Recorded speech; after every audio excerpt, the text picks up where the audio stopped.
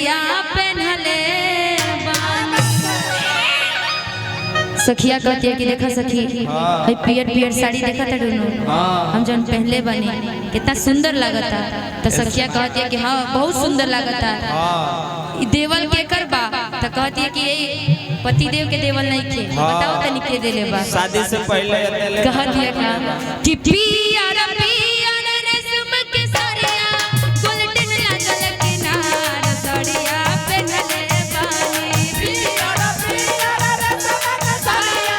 Golden लागल किनार साड़िया पहनले बानी पियर पियर रेशम के साड़िया गोल्डन लागल किनार साड़िया पहनले बानी पियर पियर रेशम के साड़िया गोल्डन लागल किनार साड़िया पहनले बानी दिले बड़े नैहर के यार दिले बड़े नैहर के यार साड़िया पहनले बानी दिले बड़े नैहर के यार साड़िया पहनले बानी इतना ना बड़ा मन चले जय हो तुम भी यही जीवित हो जाओ।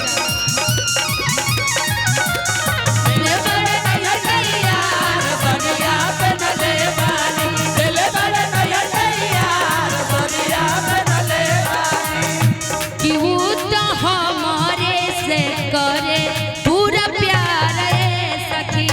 तू तो हमारे से करे सारा प्यार रे सखी कि वो तो हमारे से करे पूरा प्यार है सखी तू तो हमारे से करे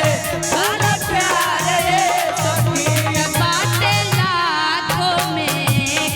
हमर यार है सखी तो बावे लाखों में हमर यार रे सखी बाटे लाखों में हमर यार है सखी तो बावे लाखों में हमर यार रे सखी। और आज इस कार्यक्रम में बहुत लोग पीला पीला भी पहन के आए लेकिन वो भी पीला इधर भी पीला सब पियर पियर रेशम के साड़िया गोल्डन लागल किनार साड़िया पहनले बानी पियर पियर रेशम के साड़िया गोल्डन लागल किनार साड़िया पहनले बानी पियर पियर रेशम के साड़िया गोल्डन लागल किनार साड़िया पहनले बानी पियर पियर रेशम के साड़िया गोल्डन लागल किनार साड़िया पहनले बानी दिल